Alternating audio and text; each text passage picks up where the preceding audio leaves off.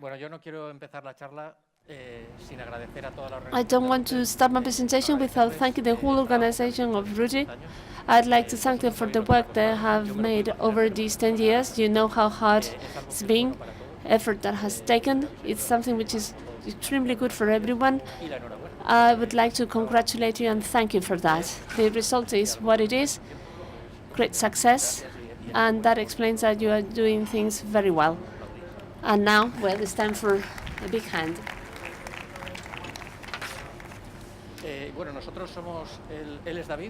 He's David, I'm José. Don't you worry if at the end of the presentation you can tell one from another. We have gave up any expectations, so I just don't understand why you continue to confuse us, because he's bold and I'm not. But for some reason people tend to mix us up. So we are the founders of LIAC. We are a small company. We make research on mobile technologies, but also, we've been working in Red Team. We also are entitled to do that, and we also have a lab for assessing the security of products. We are in process of being accredited by the CCN to assess products under LINS methodology. And we also like to do other security services. We are here to talk about 5G. We have knowledge up until 4G, and now we have 5G. Things look very beautiful, then the logo is spectacular, and then when you research more, you see lights from jumping from one tower to another. You go say, I don't understand it. I take a step back, and then when I take a step back, this doesn't get any better because it becomes more and more Kafkian. And I say, well, let us try to find a more technical image. So, which is good because it tells us about the evolution of technology. However, when we take a look at the box of 5G, so you see an SMS, a text message next to the Internet of Things that it tells you that it will transform lives. It doesn't tell you the lives that it will transform. And then I said, well, I like these images. And then you see toaster, washing machines, blender. And then you realize that perhaps Google is not the best place to research about 5G. Everything that we are told about 5G, and I don't like to be bombarded with concepts one after another. So what's behind it is a network architecture, then some security features, and then our objective is at the end of this presentation for you to have a realistic idea of 5G network. And David will also tell you about the state of the theoretical attacks on 5G and the things that have been resolved in terms of 4G. Well, let us go back a bit in time. 2G. I'm sure that most of you are aware of it. Well, 1G existed. I'm not going to go through it. So 2G is a network that started for calls. In the beginning, mobile networks had two separate parts, code from access. So as we can see here, access and calls were separated. The core network was switching subsystem, which was basically a telephony network. Then a number of data features were added and then embraced by 3G. In terms of architecture, 3G meant an extension at the level of circuit commutation and then packet commutation. What was actually a revolution, well, I wouldn't use the word revolution, but improvement from 3G, it improved the mechanism for authentication and extraction of keys. It resolved the problem of 2G, the network was not authenticated. In 4G, there was a significant change in the architecture. Well, this time the architecture is completely different. It is an IP network. It is not a telephony network with added data capacity, but an IP network, and then the access capabilities were also enhanced. Because it is an IP network, the hierarchy of nodes became a bit quite flatter, simplified. And then 5G, it also brings in a significant change in terms of the architecture. So what is the state or situation right now about 5G. So now we have the release 15, okay? Release 15 means that the standard has been closed down, may be subject to some minor amendments, but that will be it. Phase 1 of the standard is now in force.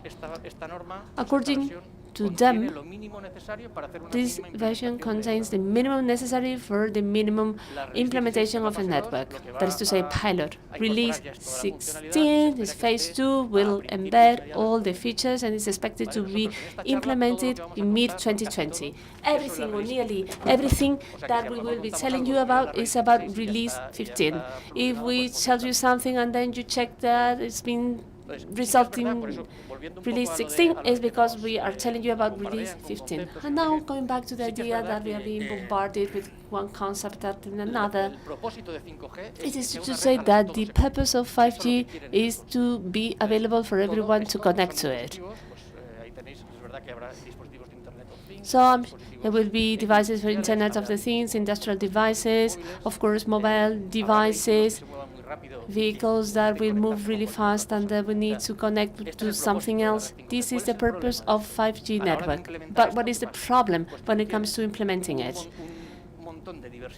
You have a wide range of devices, and each of those devices have their own requirements that are not shared by the other devices. If you do that with network requirements, it's very difficult for you to be efficient, because if for all your devices you have to implement infrastructure with a big bandwidth, because you have to do it for all your devices, this becomes nearly impossible. And that's the reason why this is what has triggered the change in architecture.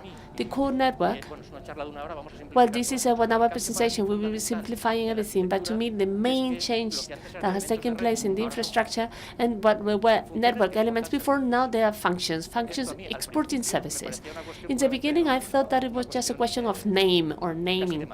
So it was kind of a nuance, but later on we will see that it is not a nuance. So these services are exposed dynamically.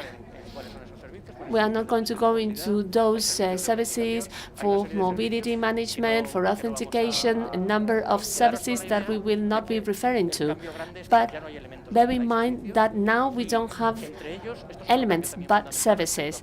And then also main change versus 4G. Many of you know that in 4G and 3G, elements of the core network, they used a stack of protocols, highly heterogeneous from previous technologies, and in the beginning that caused lots of security problems that were existed and that are still persistent in 4G network. In 5G, that has changed.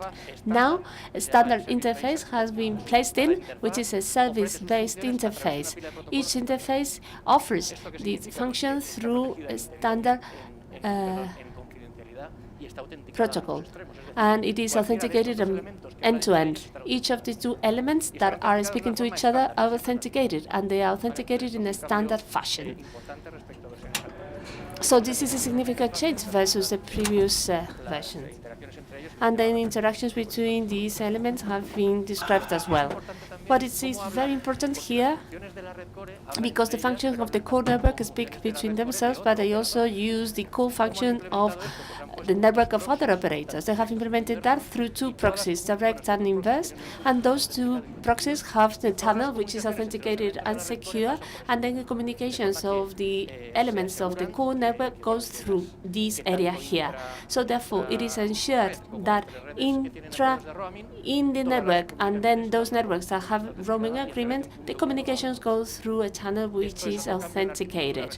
This is another major change in terms of this architecture versus prior versions such as 4G. So this architecture takes into account security more. Now I'd like to focus more on the new security features. What has happened with the access network?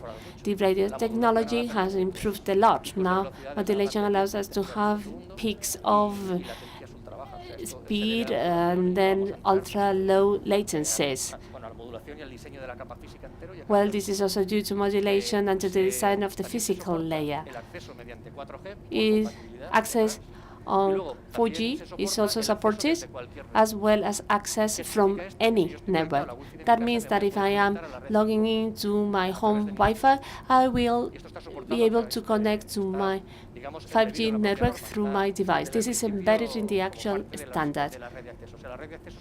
So the access network could be any network. And remember that I told you that the main change, which I consider to be a nuance in the beginning, is not nuance. This is it. Because now in 5G, you can virtualize the whole network. You no longer have a single network, but a high number of networks. And we will be referring to each of these networks as slices. I like to use Old Spanish, and I like to refer to it as a slice of bread. Well, I may use the name in English or in Spanish. So we have included here 3 types of slices. They are defined in the standard. One is for mobile networks, for bandwidth communication, then another one for those devices that require an extremely low latency, and then another one for the Internet of Things devices of low consumption. These are 3 virtual networks that are whose parameters are designed to provide services to these 3 types of networks. But I may have very many different types of networks. I may define as many networks as I would like to as an operator. And to me, this is the main change of 5G. What happens with the access network? Well, I cannot virtualize the network access because these are base station fixed elements. I cannot virtualize it, but the access network is aware of the slices of the core network. So therefore, all the traffic that reaches the access network, and access network talks to the core network, and it delivers the levels of service that have been configured for each of these slices. And that's the way the core network and the access network are integrated with each other.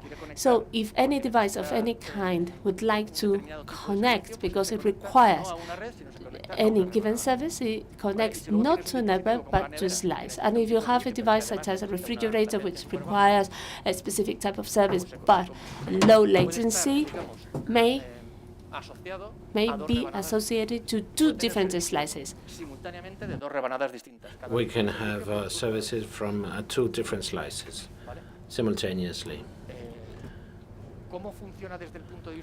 How does the device work? When it connects, it says which slice it wants to connect. And then the network talks to the core network, and both decide which slice. Not all slices will be available all the time. If I need a slice of ultra-low latency, maybe the network decides it's not available at that point in time. So this is an oversimplification of how access works. This is a software-defined network because you can configure, eliminate, delete all these slices dynamically, even by an external provider. The operator could outsource this to a third-party provider. This is done according to the norms. What is important and even more attractive is the new security functionalities of 5G vis-à-vis 4G. The first is identity protection. We've all heard about easy caching. Easy caching is the permanent identifier that identifies you as a network user. In MS5, you can have a private network with G5 technology. There's no IMSI. There are other indicators, but it's called SUPI, and that's the indicator associated to you. This is sensitive information because it identifies the user and can be used for malicious purposes, identity theft, etc. So the traditional solution of networks to resolve this, that your identifier cannot travel you can use a temporary identifier. This was the conventional solution in 5G. You also have a provisional one. You can see here there's a identifier of the slice you're connecting to. The idea is the same thing. It's a temporary identifier.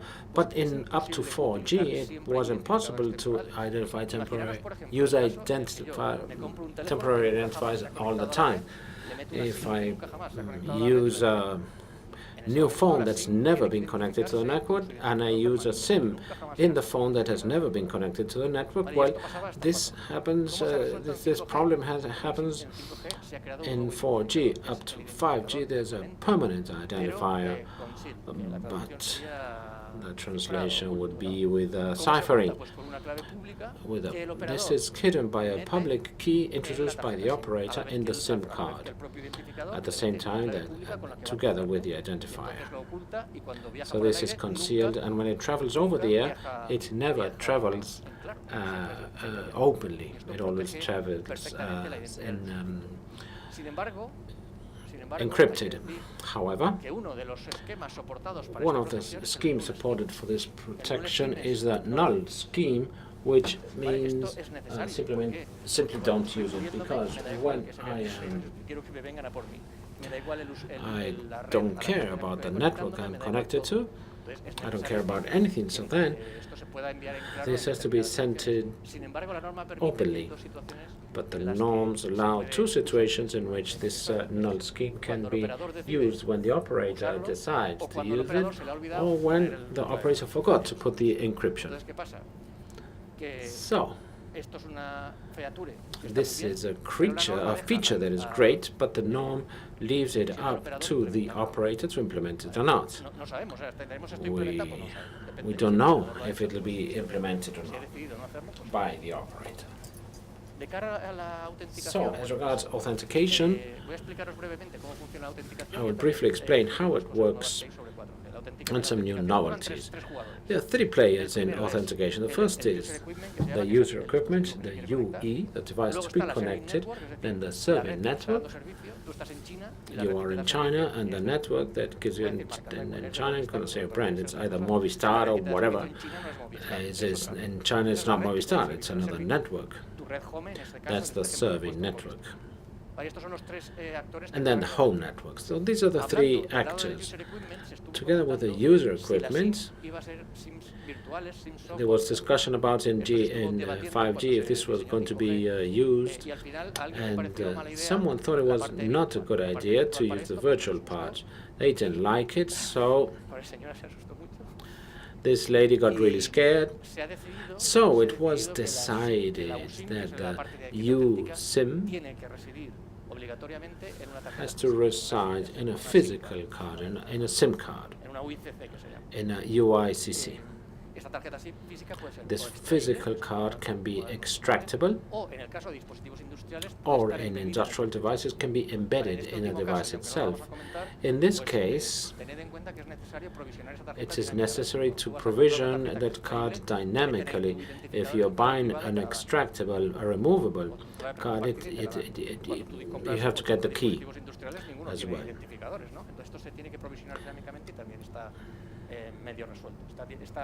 So, in this way it is defined. So, which authentication methods are supported? Three of them. First three are AKA. The second is encapsulated in AKA EAP, and then the additional EAPs. So we will see about how it works, the authentication mechanism. Since 3G, it is based on a challenge response.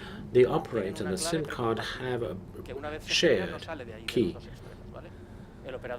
The operator, when it wants to authenticate you, it issues a challenge and a AUT, which is a number derived from the challenge, and it sends it to your mobile, to a terminal. When you receive it, you verify the UTN, and this means that you have authenticated the operator. Then the response to the challenge is calculated and sent to the network. That's more or less how it works. We will see this in detail step by step. So please don't blink because you might miss out on something. Good, that's it. Don't worry because it's all in your subconscious mind. You just read everything automatically. Okay, here we will see some details here. Up to 4G, who decides if you're authenticated or not? Of the 3 players we saw earlier, the user equipment, home network and the services network, who authenticates you? The home. Does anybody? It's a trick question, really. The home generates the authentication vector, the challenge. But who decides if you'll be authenticated or not is the network that is providing services, that requests the authentication vectors, and it is the network that verifies. In the case of 5G, this is no longer the case. The home network in 5G verifies the response. The RES verification against the challenge is done by the services network, but then this RES is also resent to the home network, and it is also verified again. So the key, the anchor key, the XIF, the function that talks to the user equipment and the network, the key that is needed to generate the keys which will use if the home network doesn't deliver them until it has verified that the request is and that the challenge is okay. This is an improvement because it allows the home network to control authentications, and it allows it to do things like resolve some fraud, which was the case before. The services network could tell the home network that I have this guy authenticated on my network. Now, home network also has a say. Another important aspect is that, for example, I go to China. I don't know why I talk about China all the time. Anyway, China. And I know that the PP network, services network, that has roaming agreements with the my operator, I know that this network records my calls and it deciphers them. It records them or sells them. And so I don't trust in the PP network. Up to 4G, I had no way to know if a network that was providing the service was the PP network or any other network. And it used its agreement with roaming to get its vectors in 5G. This is not so. There is an implicit authentication of the services network.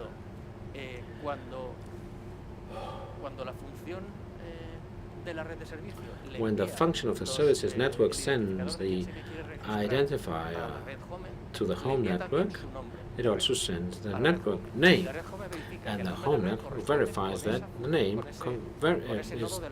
matches the node of the services network.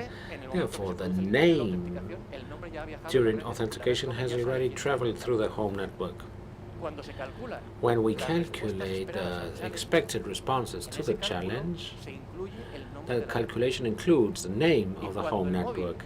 And when the terminal calculates expected response, its response to the challenge, it also knows the name of the network that is providing service. That response includes the name. So now it all revolves around the services network name, because both ends have to know the name. I thought this was important to point out. Another mechanism is this AKA encapsulated in AP. And how do you protect information? Just like algorithms, just like the same as in 4G, they protect the integrity and confidentiality of all the messages in the protocols, and they use the data that were protected in confidentiality until 4G and 5G. We have the option of protecting them also in integrity, not only in confidentiality. But who decides whether it is protected in integrity too? The operator. Again, the rules allow the operator to implement it. I think it's not a bad decision.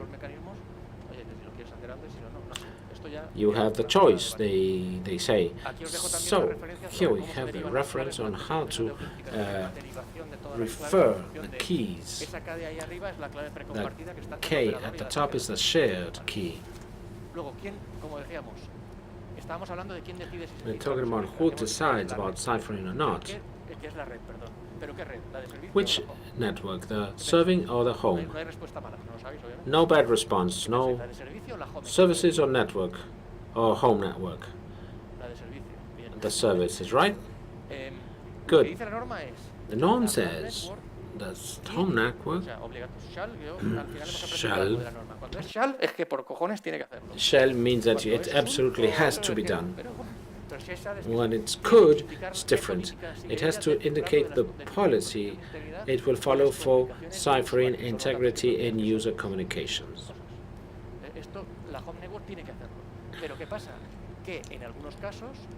In some cases, the serving network has the ability to override the confidentiality option in the UP security policy.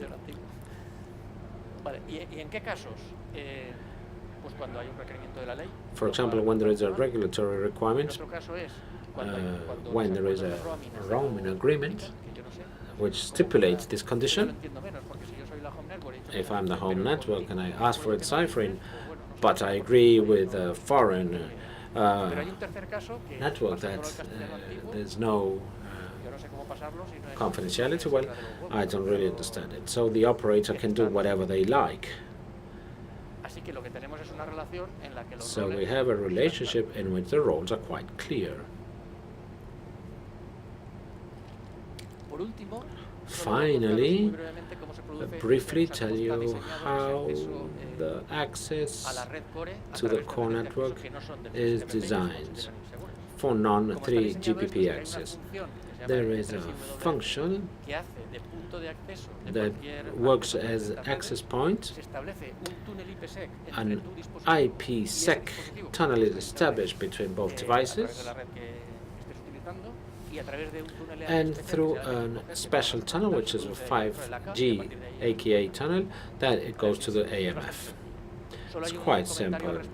Only one comment, that the fact of the IPC tunnel is authenticated or not depends again on the operator installing a key in the SIM card.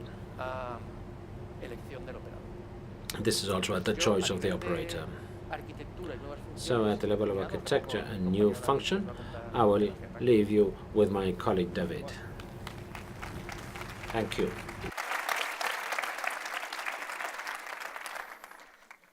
Bueno, pues a mí me toca hablar de ataques de 5G y dice, joder, ¿cómo vamos a hablar de ataques? I've been asked to talk about 5G attacks, but you say, how can this be if it's not even available, this network?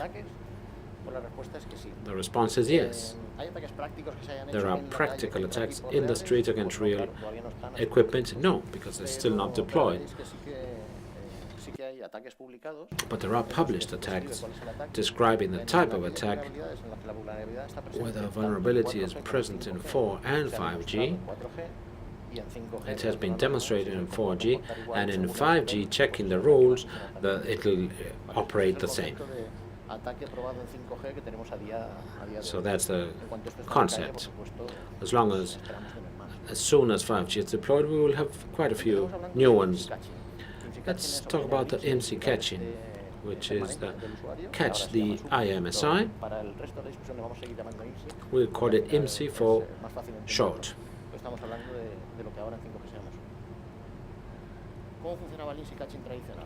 How does the traditional or conventional simple IMSI caching work? There was an identification protocol, and the mobile said, I am so-and-so. The rules say, if you are asked, you answer. And there's the IMSI. And there was no doubt about that. So this happened before establishing the ciphering keys. So this dialogue was completely unciphered, unencrypted. So this happened before security, and therefore it was unciphered, unencrypted. So when the IMSI of your card traveled in the open, anybody could capture it. This is a 4G example, where I have the base station, the software. We provide service with a false 4G base. There's a mobile that tries to connect to the network requests the ID, and there's a time lag of 2-3 seconds. Finally, it responds with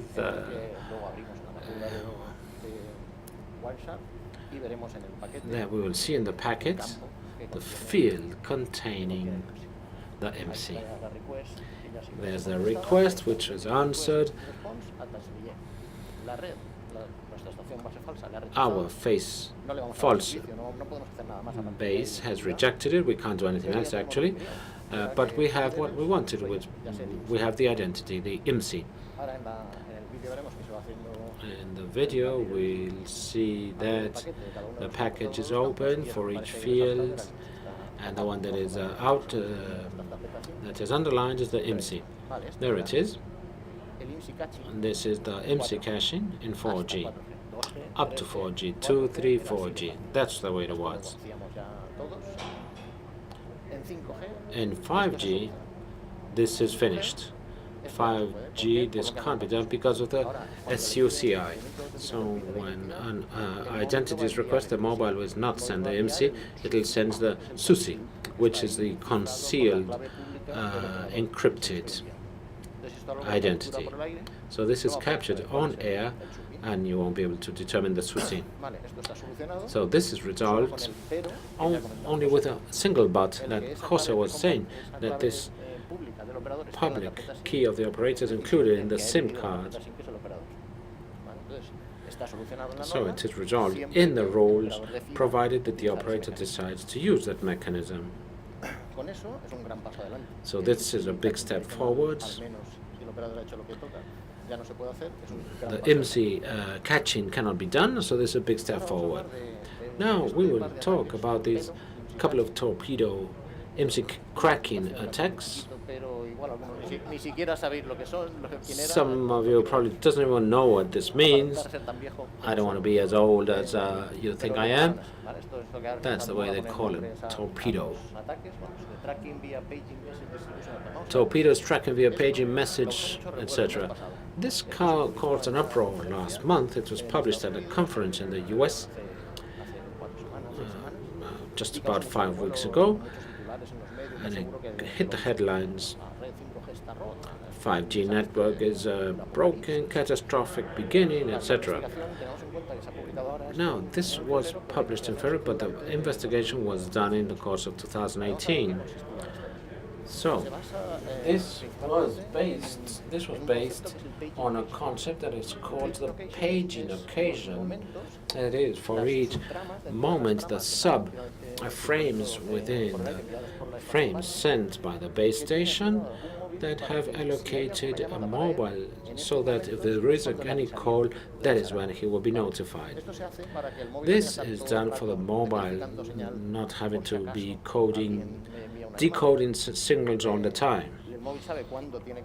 The mobile knows when it's listening, the network knows when to send the message, so the mobile has to wake up every now and then during the sub-thread, checks up the pagings, and if there's nothing there, it goes back to sleep. It saves a lot of battery. This paging occasion causes the SIM to wake up, depending on the 10 least significant bits of the IMSI. At some point, this will happen to the IMSI to wake up. So how can an attacker use this? I'm an attacker. I want to know the IMSI of a victim. I start sending him silent calls. There's traffic on air, looking at all the paging occasions. I don't know which is for him. I make silent calls, and I annotate how many pages have appeared in each thread. I do it again and again and again. When I compare the numbers, there's a paging occasion in which every time I make a silent call for that phone number, which is my victim, there will be a slot that will have a peak. If that happens, it means that I know three things. That I know that the victim is in the area, because with every silent call there's a peak for an identifier, a peak of pagings. If there's a peak, it's because it must be in the area, because the area broadcasts only for the area, for the ones. And I also know what's the paging occasion, which subthreads this terminal will listen, and also know 7 bits of the IM, of the MC. It's not 10, because there's a difference in coding. I don't know the MC of the mobile, but I know lots of things about the victim. And this can be linked to another attack, which is the other attack, which is the IMSI cracking. An IMSI at 49 bits. US or Euro has changed a little, but let's use the USA example. The first 18 bits are for the country and operator. If with Torpedo I got 7 more bytes, I only have 24 unknown. And with these, within a reasonable period of time, maybe 13 hours, I can carry out a brute force attack, consisting in the false base station. I send the IMSI. I send the service request to the real network. The network responds. If they say no, reject. So then if the IMSI is not valid, I desist. But if I get it, then I make a relay and I send it to the victim phone. I send it, apparently the request comes from the true network, the legitimate network. Then the mobile can respond with auth response or auth failure. If it's a failure, it's because it's not the IMSI. So then I try another one. When I finally get the IMSI right, it'll give an auth response. Then this IMSI, after 12 hours maybe of work, I finally get it right, and I know the IMSI of that phone. In the same publication of this, there were 3 attacks published. The Piercer was the third. It consisted in obtaining the IMSI of the victim not through brute force or cracking.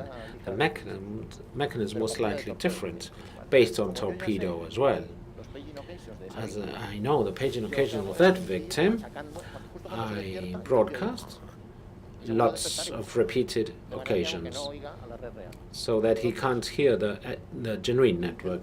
So then I make a silent call to the mobile. The network will launch the paging to the mobile using the TIMSI, and the mobile won't respond. And finally the network says, if you don't respond through the TIMSI, I will just request using the IMSI, because this guy can't lose a call. At that point in time, when I already have the IMSI on the base of Torpedo, this is because I have a paging occasions. I just have to repetitively send them. This works only in 4G. Can you see why?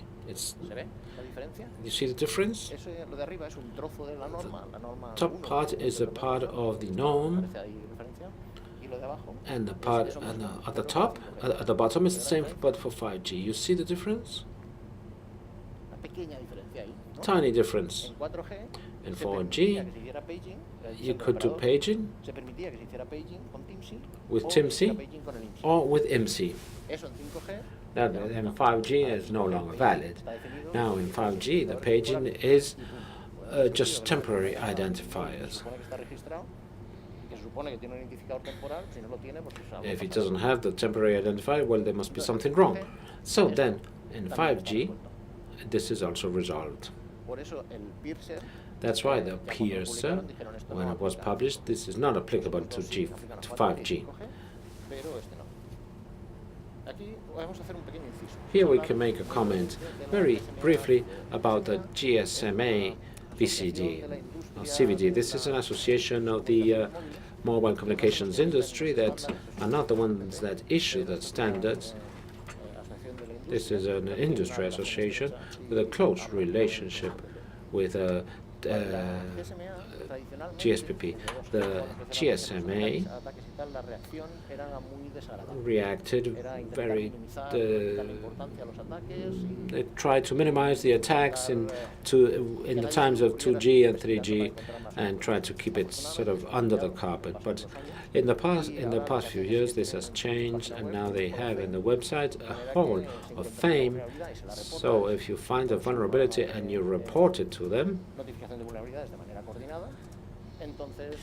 then it is analyzed, and they don't give you money, but your work is acknowledged, and the reports are welcome. This is a good step forward, we believe. Now, to continue with the torpedo and IMSI cracking, what happened? The GSMA received the report, and the 3GPP as well, and look at the change there was from version 15 of June last year to version 15.1 of September last year. And look at the small change in the norm. The definition of the paging occasions, where up to 4G we had IMSI mod M24, the last 10 bits of the IMSI. Now we have the TMCR. This will be done with a temporary identifier. So this is also resolved in the norm for 5G, provided that the identifier, the TIMSI, changes. If it doesn't, I still don't get the same results as before. I get a part of the TIMSI, but I can't do brute force attacks. I can track the user, just like with any other type of attacks. That doesn't is not enabled by torpedo. The IMSI cracking was based on torpedo. Now, if I cannot find out about the 7 bits of IMSI, I can still make brute force, but I cannot do that with 24 bits, but I need 31 bits. That increases exponentially the time that I need, and then the 13 hours become many more. So therefore, the response that was given when this was disclosed, I said, yeah, but that was done with the old version of the standard, and now it is resolved. Yes, it is true. When the September release was published, this element had been fixed. So traceability attacks. This is not about finding out the IMSI, but this may create problems. Know whether this IMSI for this mobile phone is the very same one that I saw 4 hours ago. Now we'll like to share with you 3 attacks. So in the documentation you will get references of these. Yet we will tell you what is this attack about. So this attack establishes a key authentication of key, same as AKA, as José mentioned before. It's a real session connecting to a real network. You capture that, and then in the future, when you want to know that that mobile that you are seeing now is the same one where you capture the information, it tries to connect to the false base station, and then it tells you, I want service. What we replay is, what we send as a response is a replay that we have captured in the real network. And now we take a look at the response. If the IMSI is the same one, then it will, well, if the IMSI is the same one, it would trigger MAC failure. And if not, sync failure. This challenge has been built to its IMSI, but the sequence number that we didn't tell you about, we'll tell you later, the number of sequences that the home network and the mobile, including the numbers of times that have been authenticated, does not match up with the number of sequences in the mobile phone. But this MAC failure means this package is not for me. And because I can differentiate the response, I know whether that mobile phone is the same one that I used to capture this data. So another attack, which is similar, is this one. I capture the traffic of a mobile phone that I want to. If I want to find out whether it is the same one, I let it send the service request. And this time,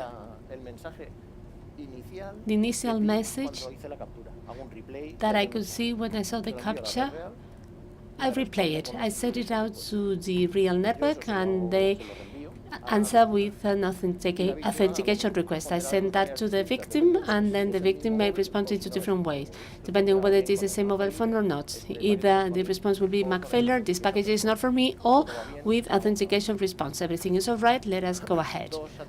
Two attacks now, quite similar, taking advantage that there is no security against replay that allow us to see whether the mobile phone is the same or not. And now we have the sequence number on both mobile phones. If they get out of sync, the network may believe that the number of sequences is one, and the mobile phone says, no, it is another one.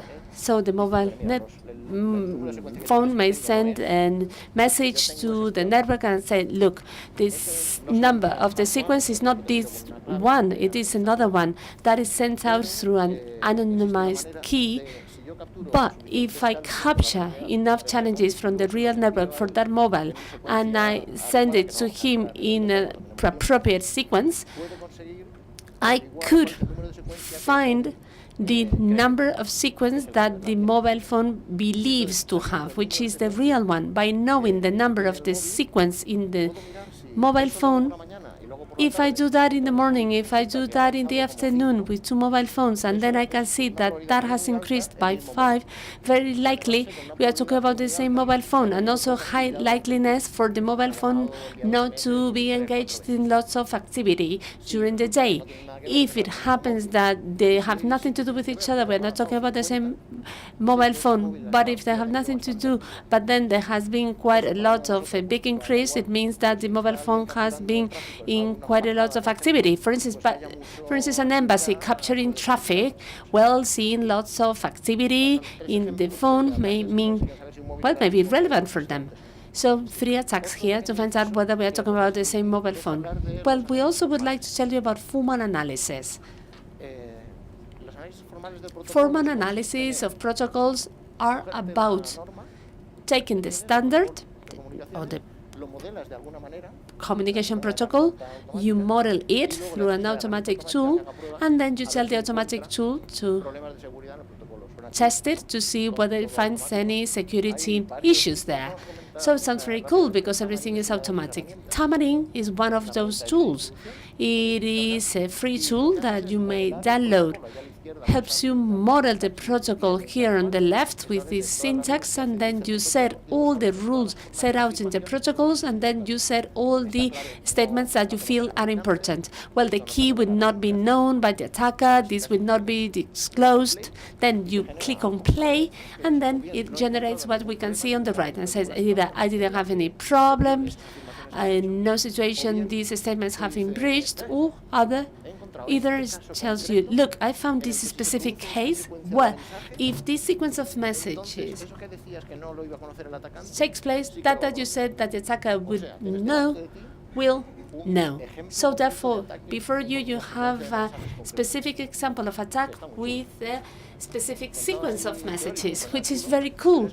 But in theory, it sounds very cool, but this is one of the researcher teams have used for one of the vulnerabilities that we have shared with you, and they also found another one. So you can allocate a user at the end of the day to the wrong session, and then another researcher, so the group of researchers using the AKA protocol, they also found another problem between two nodes of the network that could also trigger or enable the exchange of sessions. I feel it is fascinating. This is very cool. You model everything, you click on play, you go for coffee. When you come back, you get to see the attack. However, you have to model the protocol, and depending on how you model it, you will get an interesting result or not. Another important thing is that if the standard or the tool tells you, I haven't found anything, you cannot be fully sure as to whether it hasn't found anything because you haven't coded all. But if it found that example, you can take a look at that example, take a closer look at it, and then check whether you have done a poor modeling, you made an error, a mistake, or perhaps this tool has just found an attack for you. Then, problems regarding the false base stations traditionally have been a pain for mobile communication security. Well, we've seen the IMSI catcher that has resolved some of the problems, but not all the problems have been yet resolved. So this is a technical report by 3GPP, where they list all the problems that are still pending about false base stations.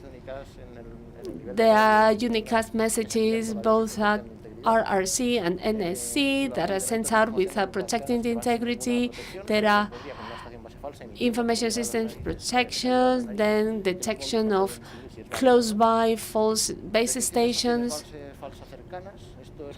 This is them considered because the mobile phones report whatever they see, neighboring cells, that could be taken advantage of in the network to detect anomalous situations. They say, well, there seems that there is a false base station there. Protection against the zone poisoning. This is the self-organized network, which is a network that self-reconfigures itself. We'll tell you more about it. We'll show you a specific example about that poisoning. And then protection against authentication relay. If I'm here in the false base station, I cannot authenticate a mobile phone, but I send it in through the internet to a friend that I have in the north of Spain. And then in the north of Spain, there is a team that authenticates itself in the network, and just by forwarding what is happening here to the north of Spain, the network in La Coruña will be fully sure that that mobile phone is located there, because all the records, all the logs will appear there. The only thing that I have to do is to forward everything that goes there and bring it back here, because remember that I have a friend in the north of Spain that has a software that is connected with mine. So this is another problem to be resolved. Now, let us talk about the self-organized network. This is a very cool attack that was presented last year at Black Hats. So this is about taking advantage of the capabilities of the network to resolve problems, to use them for bad. I am the one who owns the false base station here in red. I take a look at what is around me and I say, okay, stations coded 100, 200, 300. I'm going to use the 300 identifier. I set that for myself, and then I will be delivering a service. When a victim mobile tries to connect with me, then I just drive him crazy. Yes, no, and in the end, error, the communication crashes. Then the mobile phone detects that as a problem that occurred when I tried to connect to 300 station. Then it will continue. Then it asks for service to the real network. Then the real network delivers the service. And then whenever it comes, reports to the network, look, I had problems short ago with 300 station. The network, depending on how the operator have implemented the reaction to that report.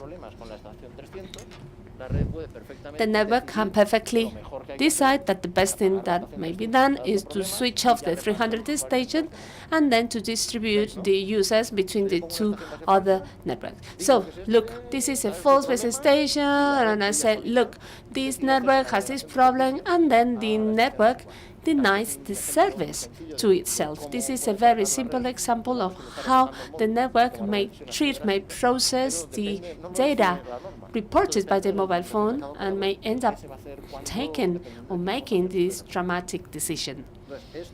And these capabilities of SON are also present in 5G. It is a problem that operators should decide how to approach. Another example that was attack that was published for 4G. I will tell you about this attack, then I will tell you about signaling, and then that would be it.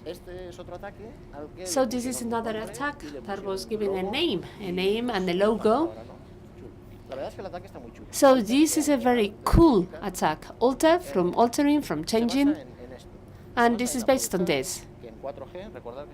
It takes advantage of, remember that this was published for 4G. One of these encrypting mechanism is AES in the counter mode. This more or less works like this. The plain text, that is to say the data that you want to send in, for instance, an AP package encapsulated in the connection, then you make XOR with the pseudo-random string that was generated by the cipher. So that has the key that is used for deciphering and takes into account other things such as the number of the sequence. Both the emitter and the recipient have all those elements to generate the same sequence of pseudo-random characters. The emitter does XOR, there is no attacker in the middle, then the recipient receives, makes XOR in the same fashion, and then it obtains the plain text. This is the normal thing. But if I stay as an attacker in the middle, I cannot decipher it because I don't have the key. But what I can do is just to drive them crazy. I can just make flip of some of the bits. If I do that randomly, this one here will receive it, and then wouldn't know that it has been altered. So that would be an IP package would not compute in the receptor, in the end would be ruled out. If I know which bits I want to flip, I may manage to manipulate the ciphertext. I will upload another ciphertext. By the time XOR will be made, will make sense in the recipient, and the recipient will end up using it as a proof of concept. These researchers did the following. They did a specific example with UBP packages. We know the size of them, the header of them, we know where the destination IP goes. We know it all. If we know that the victim will use 888, we even know the content of the field. By knowing the content of the field, I can alter all the bits that are relevant to me because I'm aware of the ciphertext as well as the text. Then I have the DNS query, everything is encrypted, everything is hidden. Then I alter the bits, I flip the bits. Well, I cannot see it, but surely it says 10, 10, 10, and then it gets to the legit base station, and because there is no protection of integrity, you cannot really know that it has been altered. You would need to manipulate the IP address so that the check perform or work. And then the legit base station, the query goes to, well, I sent in the response that I want to send in, and then in the front, the origin would be that of the fake server. For it to believe the response, I will have to change the origin IP address. It's the same mechanism. I do it, the client takes in the response, and I say, well, if this response comes from this IP, it is correct, and I may have translated into DNS whatever I just want to have included, and then I respond whatever I want, so therefore I may direct traffic, website traffic, etc. This has been disclosed for 4G. Is it applicable to 5G? And this is not a rhetorical question, because you should already have the answer based on what José has just told you. Who does to answer? Should it impact or should be applicable to 5G? Yes, no? I'm hearing both, yes and no. Depende del operador. Well, it depends on the operator. Esa es la completa. That's a good one. Yes, yes or no, depending on the operator.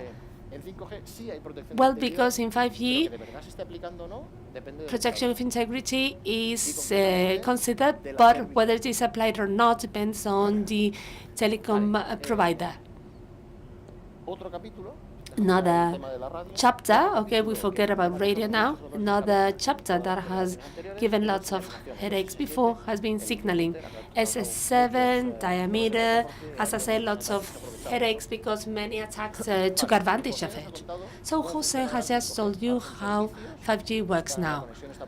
Now we are talking about services, the connection is protected, the HTTP services are consulted on top of CLL, TLS, everything is encrypted, ciphered, everything is authenticated, it authorizes whether it says yes or no. This is well thought. I may criticize the other end and then may decide what information I want to authorize, what information I want to give. Vulnerabilities, as of today, none of them have been disclosed. Attacks, none of them have been published. There are things from radio that apply to 4G, and we've seen examples here. We know nothing about this now. We will start to see it published by the time things will occur.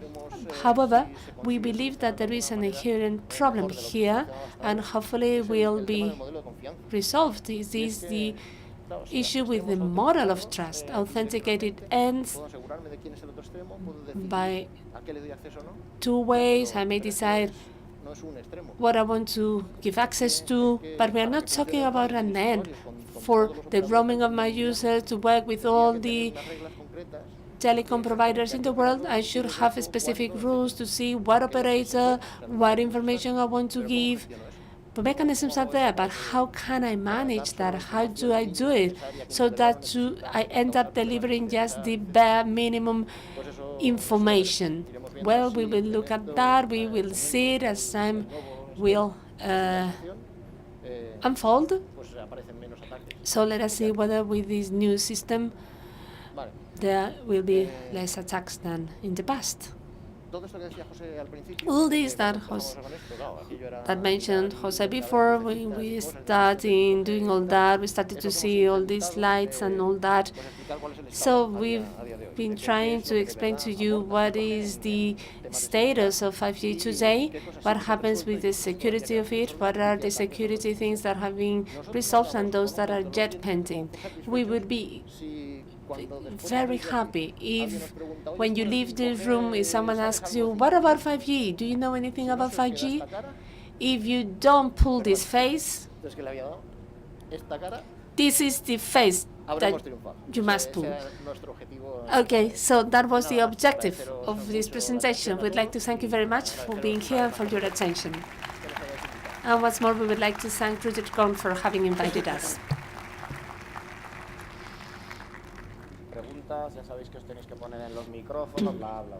Are there any questions?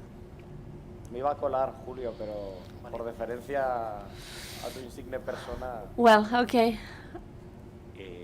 I was going to go first, but you go ahead, Julio. So I have a doubt.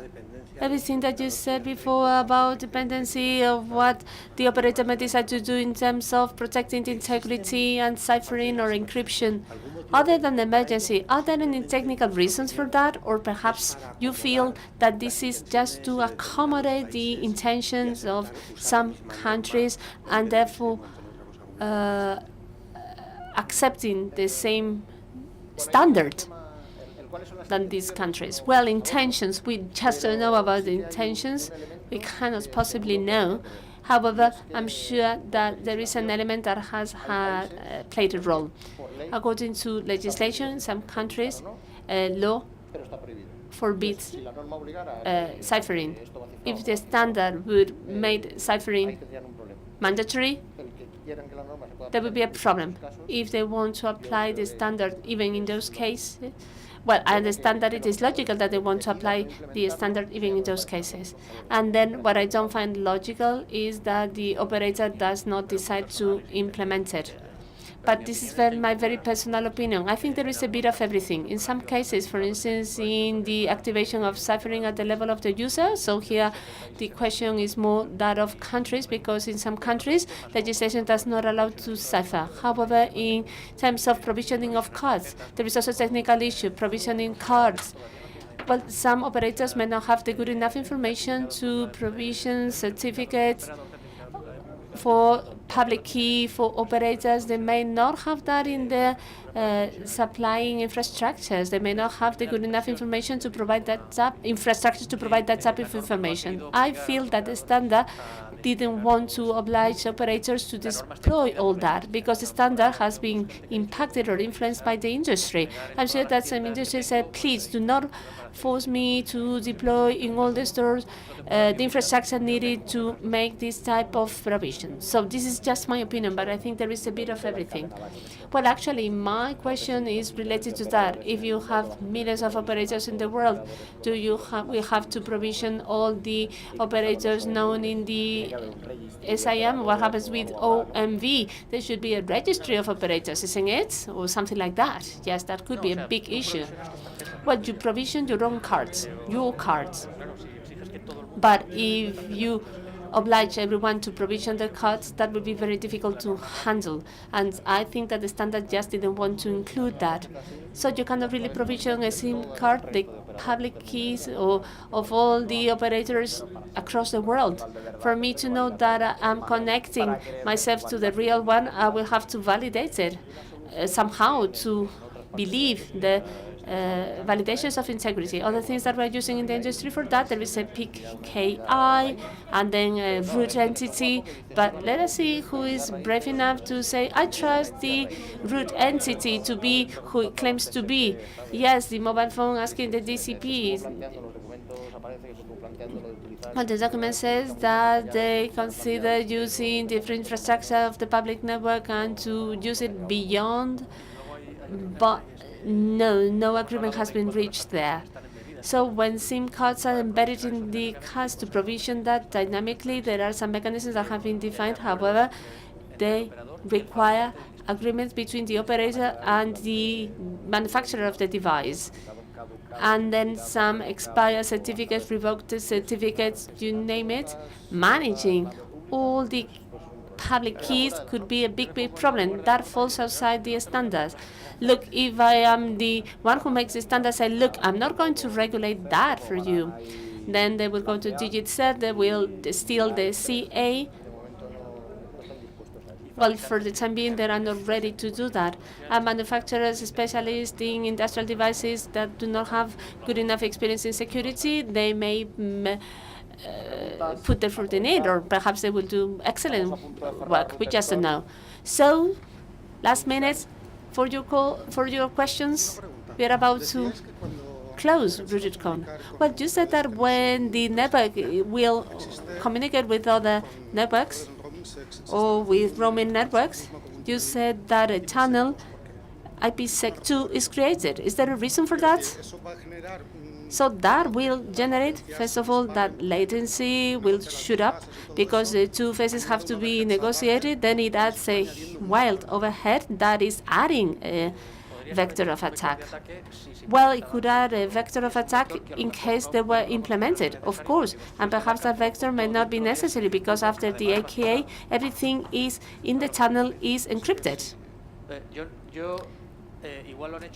Well, perhaps they did it to offer the possibility to authenticate at least the channel, and that the end of the network is also authenticated, and that only take place if the operator has provisioned the certificate. I could understand that 15 years ago, but nowadays there are very many alternatives without recurring to that. Yes, you are very right. So the reason that have pushed them to choose that mechanism, I just don't know. And now, when you are making IMSI cracking, So a query is made to the real network. You can also apply that in 4G. Can you make brute force to the real provider by trying different? Well, that depends on the configuration of the operator. An operator may go and say, well, you are sending me 50 queries, one after another, enough. Have you tested that? No, we didn't test that. Not yet. Not yet. Oh, thank you. Question over there. Congratulations for your presentation. So in between phase 1 and phase 2, what are the differences in 5G? Come on. What a question. The answer is we just don't know. Well, because we have just studied release 15 and we haven't reached to release 16 yet. But are you talking about any specific difference? Well, many people feel that 5G will come this year, but there is a bit of a confusion there with the 5.5G, which will be a transition one. Many 4G attacks will be replicated. By December, we'll see 5G in the mobile phone, but actually it is not a pure 5G. I just would like to, well, to tell us more about it. Well, the honest answer is we just don't know. Well, a last brave person for the closing question of RootedCON. Well, if you say it like that. All right. Thank you very much to everyone.